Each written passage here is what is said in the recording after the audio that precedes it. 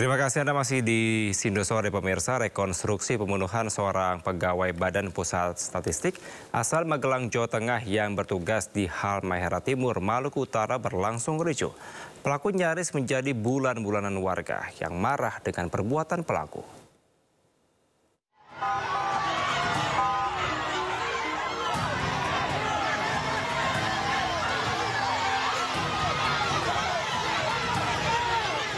Saat tiba di lokasi rekonstruksi yang merupakan tempat kejadian perkara pembunuhan, mobil yang membawa pelaku sempat dihampiri ratusan warga.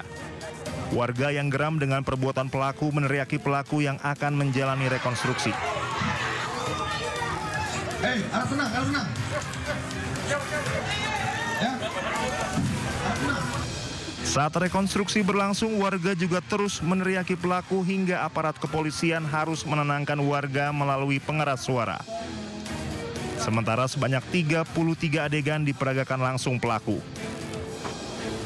Dalam adegan juga diperagakan bagaimana pelaku masuk ke dalam kamar korban menggunakan kunci yang diduplikat, kemudian memperkosa korban sebelum dibunuh. Polisi menyebut pelaku yang juga merupakan pegawai BPS telah merencanakan aksinya dengan memantau aktivitas korban selama 2 hari.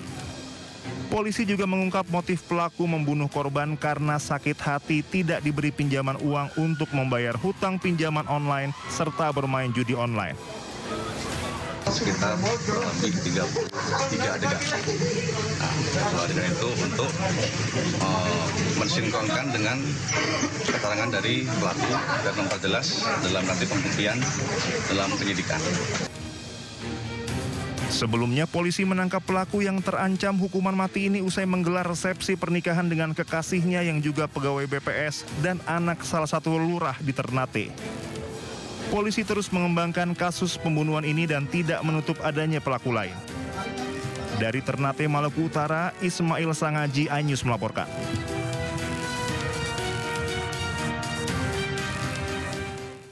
Prada Luki Cepril Saputra Namo dimakamkan pada Sabtu sore kemarin di pemakaman umum Kapadalah, Kupang, Nusa Tenggara Timur.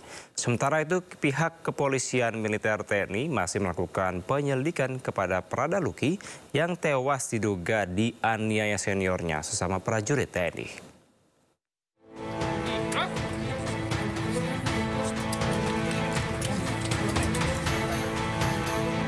Jenazah Prada Luki Cepril Saputra Namo diserahkan ke TNI untuk dimakamkan secara militer. Prosesi pemakaman berlangsung hikmat diawali dengan ibadah pemakaman di rumah duka Asrama Tentara Kuanino, Kupang, Nusa Tenggara Timur. Prosesi berlangsung dramatis, pasalnya orang tua dan keluarga belum ikhlas melepas Prada Luki.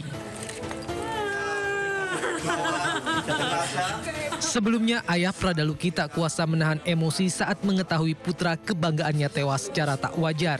Sengsara dari Luki. Beta sumpah. Terima kasih Indonesia. Terima kasih Indonesia.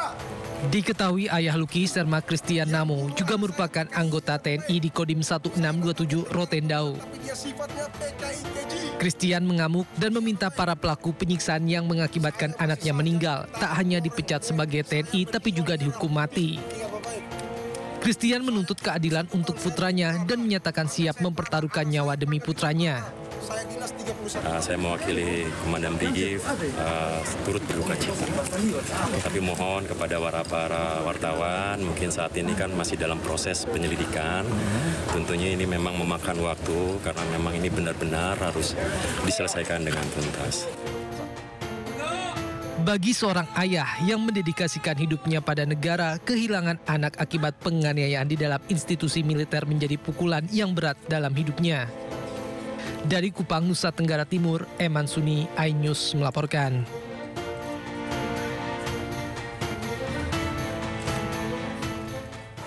Pemirsa, tim Batalion TP834 telah menangkap 4 prajurit yang diduga pelaku penganiayaan Prada Luki hingga tewas. Keempatnya telah diamankan di POM ND untuk jalani proses investigasi. Prada Luki diketahui baru 2 bulan menjadi tentara.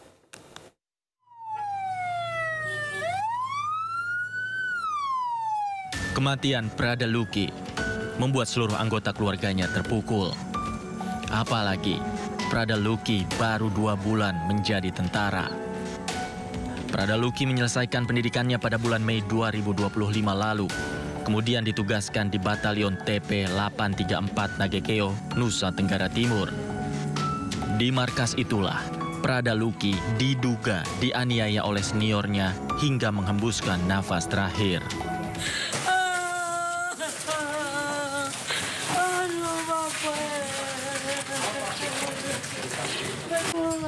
Informasi itu didapatkan saat ibu kandung korban ke rumah sakit dan mendapatkan tubuh Prada Luki mengalami luka lebam, luka sayatan, hingga memar di rusuk bagian kiri. Melihat kondisi almarhum Prada Luki seperti itu, ayah Prada Luki yang juga seorang anggota TNI menuntut keadilan.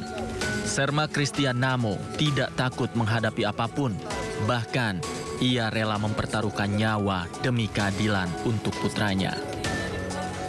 Beta taruhkan dia punya nyawa, ingat baik. Beta taruhkan dia punya nyawa. Dia punya nyawa beta taruhkan buat dia. Beta sudah bilang, beta tentara, beta waturan. Keadilan berani solid terbukti. Beta kasih tahu, beta tentara. Beta kasih tahu. Bawa pisau dulu. Beta sudah bilang.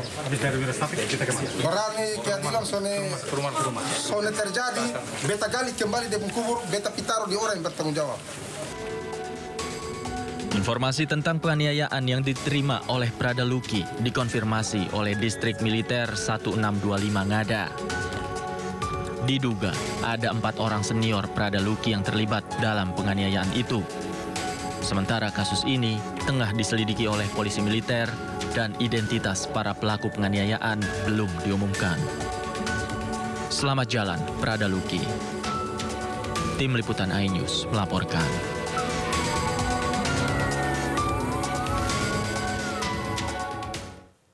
TNI Angkatan Darat pastikan tidak pernah menoleransi tindakan yang merugikan personel dan akan memberikan sanksi tegas berdasarkan hasil penyelidikan. Sanksi terhadap masing-masing anggota akan disesuaikan dengan keterangan yang ditemukan dalam proses penyelidikan. Tentu saya menyampaikan rasa duka cita yang mendalam dan juga tentu penyesalan dari kita jajaran Angkatan Darat, terutama di Markas Besar Angkatan Darat. Hal itu harus terjadi dan kita juga sampaikan seperti yang sudah disampaikan oleh Kepala Penerangan Kodam Semarang Udayana bahwa itu benar terjadi ya, di Nusa Tenggara Timur di salah satu satuan kita di wilayah Kodam Semarang Udayana. Dan saat ini saya sampaikan bahwa beberapa personil yang terduga sebagai pelaku, ya, termasuk beberapa saksi yang ada di sekitar tempat kejadian perkara pada waktu terjadinya perkara tersebut sedang diperiksa di Taspen Polisi Militer di Kupang. Dan pemeriksaan itu akan dilaksanakan secara intensif. Pemirsa, Pengadilan Negeri Semarang memvonis 15 tahun penjara pada Aibda Robik Zainuddin. Polisi menembak siswa SMK di Semarang, Jawa Tengah. Keluarga korban meminta terdakwa diberhentikan dengan tidak hormat dari kepolisian. 15 tahun, denda sebesar 200 juta rupiah dengan ketentuan apabila denda tersebut tidak dibayar. Pak, sampai begitu ya, saya.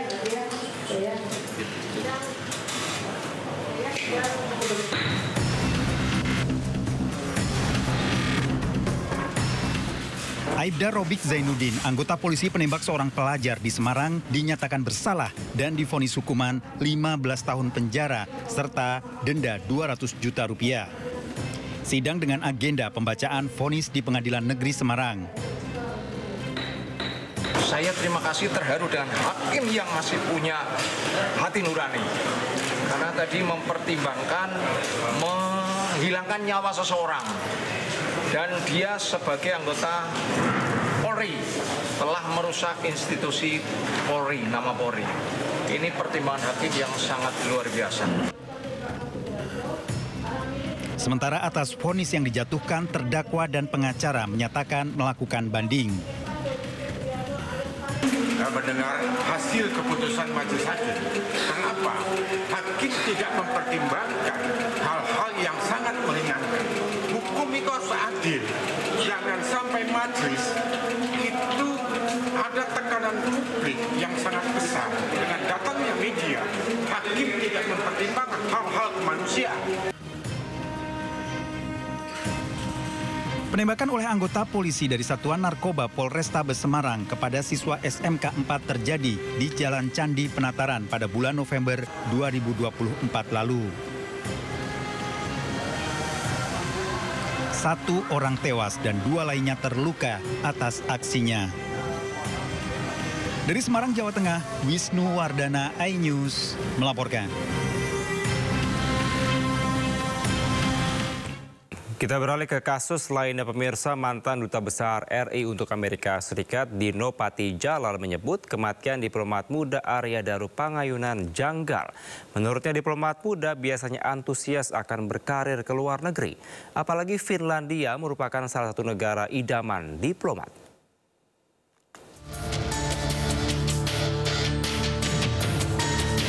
Mantan Duta Besar Republik Indonesia untuk Amerika Serikat Dino Patijalal menanggapi kematian diplomat muda Arya Daru Pangayunan. Dalam video yang diunggah di Instagram pribadinya, mantan Wakil Menteri Luar Negeri era Presiden SBY ini menyebut kematian Arya janggal. Saya bukan polisi dan tidak mempunyai akses terhadap data-data forensik, tapi saya sulit sekali menerima kesimpulan bahwa diplomat muda Arya Daru itu bunuh diri. Pertama, karena metode bunuh diri yang diduga dilakukan oleh Arya Daru itu sangat tidak lazim. Biasanya kalau orang mau bunuh diri itu dia memilih cara yang konvensional, yang tidak menyengsarakan diri. Kedua, Arya Daru itu akan posting di Finlandia, salah satu posting idaman bagi diplomat Indonesia. Sebagai diplomat, saya paham sekali orang yang mau posting di luar negeri itu merasa sangat antusias, penuh gairah dan gelora hidup karena dia akan membuka lembaran baru dalam hidupnya dan karirnya di luar negeri. Ada sejumlah kejanggalan yang diutarakan Dino Patijalal dalam kematian Arya. Pertama, penggunaan lakban untuk akhiri hidup tidak lazim. Kedua, berdasarkan pengalamannya, Dino menyebut diplomat muda akan antusias hidup dan berkarir di luar negeri. Terlebih Finlandia adalah salah satu negara idaman diplomat muda. Kemudian tidak ada pesan terakhir yang ditinggalkan Arya untuk keluarganya. Keempat, salah satu ponsel Arya hilang. Padahal biasanya seseorang yang hendak mengakhiri hidupnya akan meninggalkan ponsel yang memuat sejumlah informasi penting. Selanjutnya, Dino mempertanyakan tidak adanya sidik jari Arya di salah satu ponsel Arya yang ditemukan polisi. Selain itu, rekaman CCTV yang beredar pun tidak lengkap. Sebelumnya, polisi memastikan tidak ada unsur pidana dalam kematian Arya Daru Pangayunan. Arya meninggal dunia bukan karena aksi pembunuhan, melainkan karena mati lemas akibat lilitan lakban kuning di kepalanya. Tim Liputan iNews melaporkan.